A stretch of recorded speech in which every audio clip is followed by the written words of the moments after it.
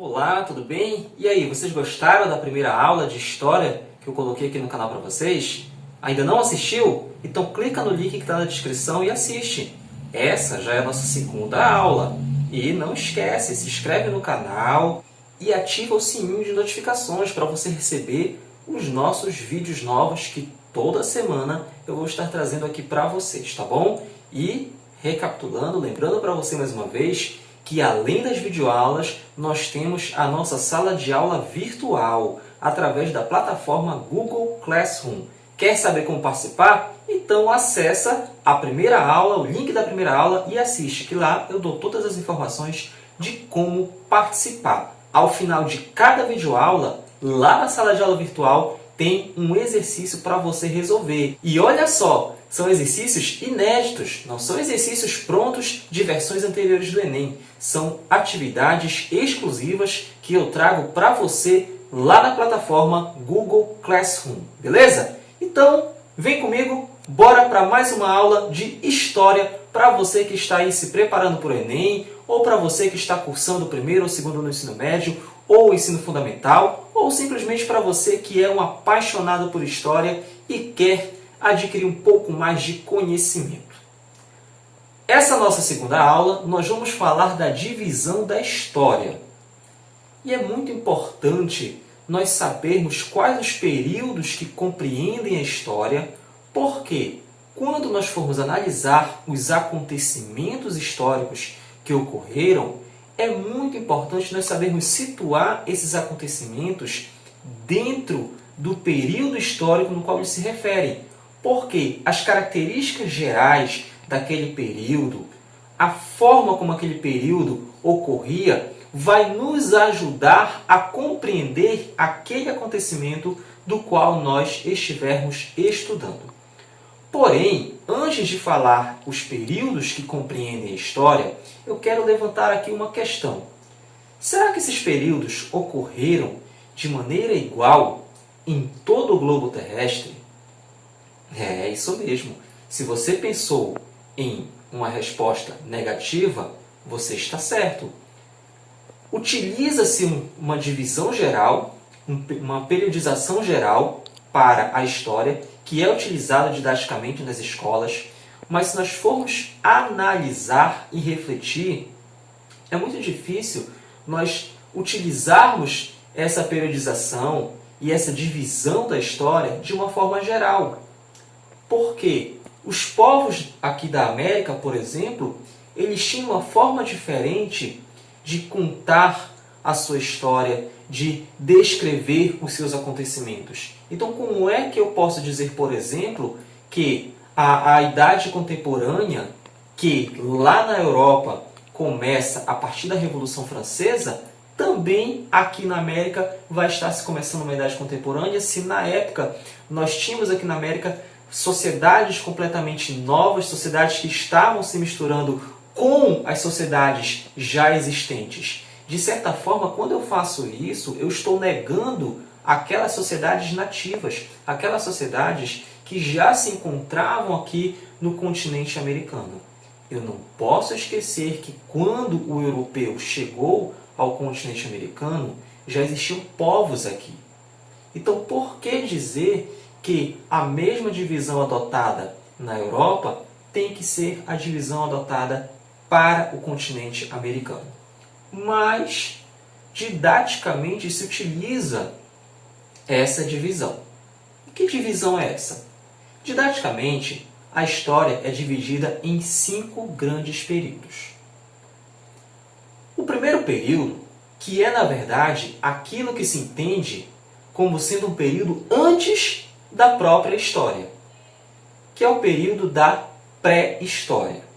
Esse período que vem antes da história, que é a chamada pré-história, vai se iniciar há cerca de 2 milhões de anos atrás, quando surge o gênero Homo, ou seja, a espécie moderna do homem, o Homo, a espécie Homo. E esse Homo, ele vai começar esse período chamado de pré-história. E por que ele é chamado pré-história? Porque não existia, nesse período, nenhum registro escrito Todo o conhecimento que se tem desse período pré-histórico se dá por meio das chamadas pinturas rupestres.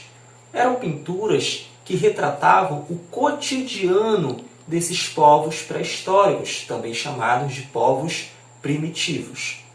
Na próxima aula, eu vou trazer uma caracterização geral para vocês desse período chamado de período pré-histórico, que muitos entendem como sendo um período antes da existência da própria história. Mas ele é um período de suma importância, por todos os achados, as riquezas existentes que pertenceram a esse período. Mas em que momento vai começar realmente a história? A história ela vai começar a partir do momento em que um povo, os sumérios, para ser mais preciso, inventaram algo muito importante para os dias de hoje. Você sabe o que eles inventaram? Se você pensou na escrita, parabéns! É isso mesmo. Os sumérios, que eram um povo que viviam na região onde hoje se compreende o Iraque, eles chegaram naquela região por volta de 7.000 anos antes de Cristo. E por volta de 4.000 anos, de 4.000 a 3.000 anos antes de Cristo, eles criaram a escrita, inventaram a escrita. Uma escrita cuneiforme, uma escrita rudimentar, mas que significou para a história como um todo o início de um novo período. E você sabe qual é esse período? É a história antiga, a antiguidade. Tanto, quando a escrita é inventada pelos sumérios, dá-se início a esse novo período da história, a chamada história antiga ou antiguidade. A história antiga ou antiguidade se inicia por volta do ano 4000 a.C. e ela vai perdurar até o ano de 476 depois de Cristo. Olha só que interessante. Observe o que eu falei para vocês, duas denominações muito importantes, antes de Cristo e depois de Cristo. Nós teremos uma aula onde eu vou trazer para vocês a importância dessa classificação de eras, daquilo que eu chamo de antes e depois de Cristo. Com isso, o que vai ocorrer? Nesse período da Antiguidade, nós teremos várias novas sociedades, vários novos povos, como os gregos, a Grécia Antiga, Roma Antiga. E esses grandes impérios serão tão importantes para a Antiguidade que eles vão, inclusive, representar o fim desse período. Como assim? Como eu falei para vocês agora há pouco, a Antiguidade ela vai perdurar até o ano de 476 depois de Cristo. E você sabe o que é que vai ocasionar essa mudança de classificação? Justamente a queda do Império Romano do Ocidente. Quando o Império Romano é tomado pelos Heródotos, e quem eram os Heródotos? Era um dos vários povos que compunham aqueles chamados povos bárbaros. Até algum tempo atrás, nós generalizávamos esses povos da antiguidade como povos bárbaros. Por quê? Porque o próprio Império Romano entendia dessa forma. Todos aqueles que não estavam dentro da área imperial, que não se ajustavam à cultura romana, às leis romanas, eram chamados de bárbaros. Mas de bárbaros eles não tinham nada, muito pelo contrário. Eram povos dotados de uma cultura, de economia, tinham uma organização social, tinham uma organização militar. Então eram povos constituídos socialmente. E um desses povos que recebia essa classificação de bárbaros eram os Heródotos. E quando eles tomam Roma, o Império Romano do lado ocidental, e aí nós vamos trazer também algumas aulas para explicar essa divisão imperial de Roma, dá-se início a um novo período da história. Finda a Idade Antiga e se inicia a chamada Idade Média ou Idade Medieval. E antes de falar da Idade Medieval, olha só que nesse período, nesse intervalo entre a Idade Antiga e o surgimento, a mudança de denominação para Idade Média, vai ocorrer o nascimento de alguém que vai fazer parte da história da humanidade, que é o nascimento de Jesus Cristo, que vai ser tão importante que ele vai, inclusive, dar uma contribuição histórica no sentido de dividir as eras. Por isso que nós utilizamos muito a denominação antes de Cristo e depois de Cristo. Mas, novamente, entra aí uma observação. Nem todos os povos utilizam desse contexto histórico, desse fato histórico, para aceitarem uma divisão de eras. O povo judeu, por exemplo, ele não utiliza essa classificação de antes e depois de Cristo, tá bom? Mas, como a maior parte do globo terrestre é de cristãos, se utilizou aí didaticamente essa divisão de antes e depois de Cristo, tá bom? Mas ele não marca a mudança de período da história. Lembrando, o que vai caracterizar a mudança, ou seja, o fim da história antiga e o início da chamada Idade Média, é a queda do Império Romano do Ocidente. A partir desse momento, então, se inicia a Idade Média, esse novo período. E olha só que interessante, né? A Idade Média, que é um período de quase 1000 anos. E quando a gente fala de Idade Média, o que nos vem à cabeça? Os castelos, os grandes reinados, os grandes eventos, os cavaleiros, a filosofia patrística, escolástica e o domínio da igreja. Então, uma das características marcantes dessa Idade Média, desse período medieval, é o domínio da igreja, a consolidação da igreja. A igreja cristã ela vai se consolidar. Olha, lembra que eu falei para você? A importância de Cristo para a história nasceu lá na Idade Antiga, e quando se inicia essa Idade Média, a figura dele vai ser tão importante que o cristianismo vai se consolidar na Idade Média. Essa Idade Média que se divide em dois momentos. A Alta Idade Média, que marca aí o apogeu, o auge do cristianismo, e a Baixa Idade Média, quando a igreja começa a perder força. E aí a gente vai, obviamente, falar nas próximas aulas sobre o que foi que ocasionou essa decaída do poderio da igreja, tá bom? E aí, assim como os outros períodos, a Idade Média também vai terminar. Ela que começa em 476, com a queda do Império Romano do Ocidente, e vai terminar somente no ano de 1453, com a tomada de Constantinopla pelos turcos.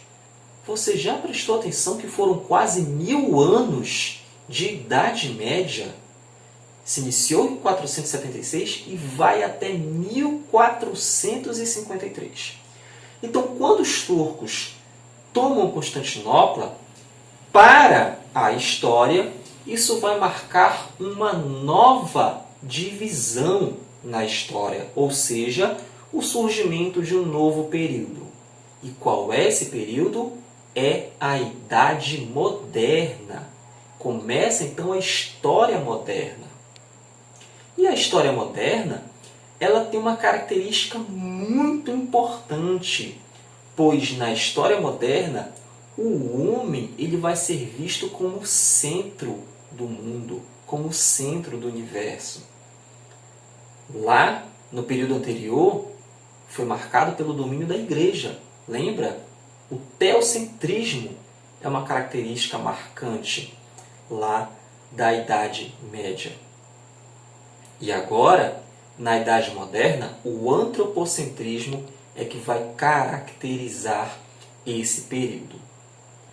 Vai ser um período de revoluções, de renascimento cultural, por exemplo, que vem a retomar o pensamento greco-romano da antiguidade.